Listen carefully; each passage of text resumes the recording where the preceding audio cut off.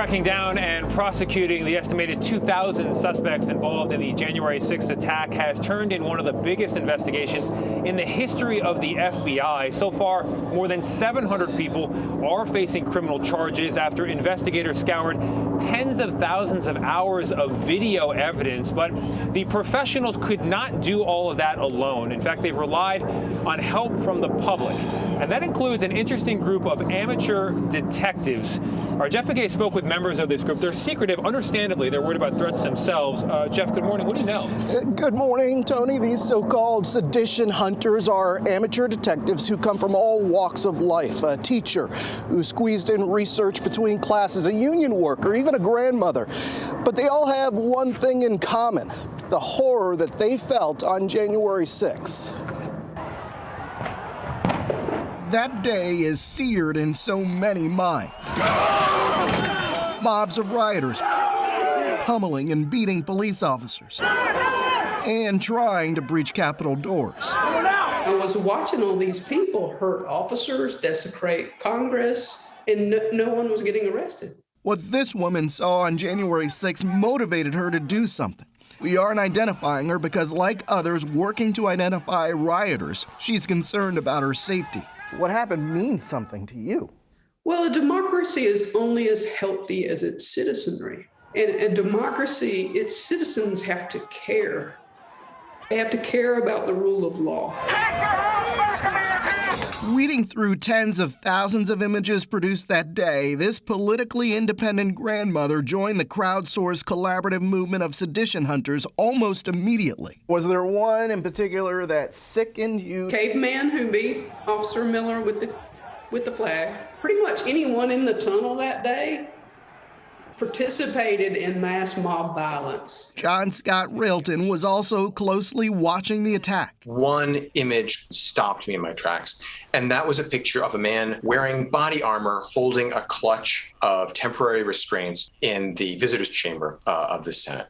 I thought, my God, what is going on in the capital of my country? Railton, an internet researcher focused on hacking and disinformation, got to work trying to identify the masked man. Looking at the image, what is this guy wearing? What's he carrying? How does he move? And through that process, which would be called open source investigation, ultimately we got to an identity. Railton motivated others to start sifting through the mountains of evidence available on TV and social media. People began joining groups and collaborating with each other. That ultimately led to some really remarkable discoveries and successes. To me, it sounds like finding a needle in a haystack.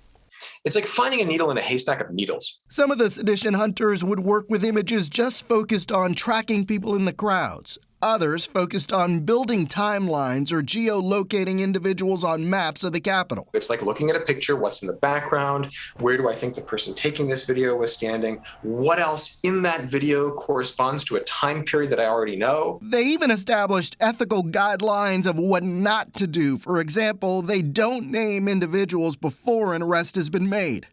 The group's findings, including nicknames they gave to rioters, have ended up in charging documents.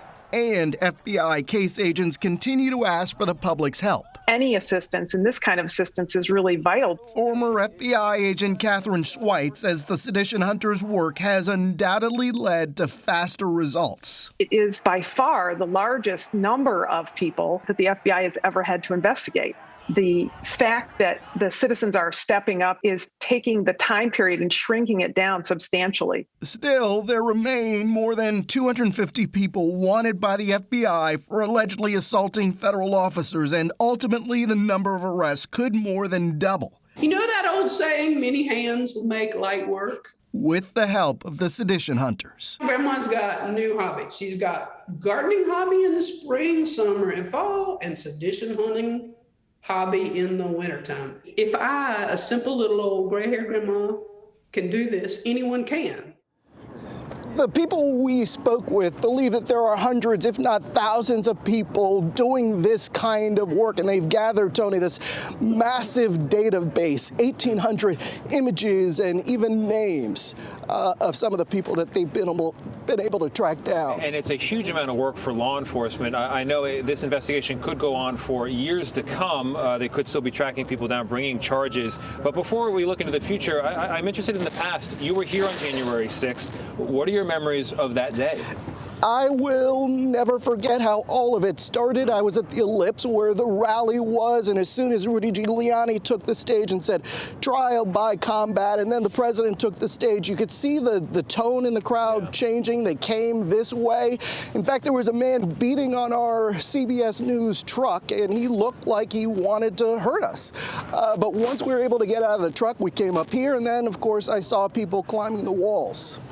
Harrowing memories of 365 days ago. Jeff, thank you very much.